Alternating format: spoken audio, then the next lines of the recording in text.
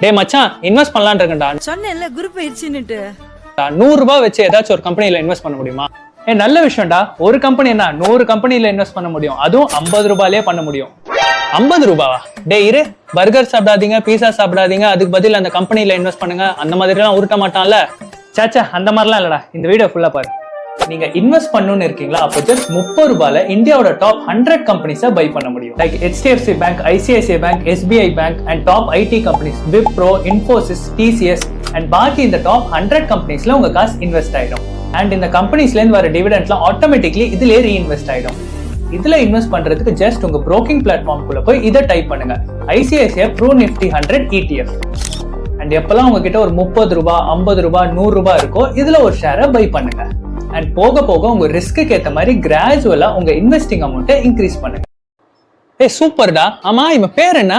இவன் வேற யாரும் இல்லடா,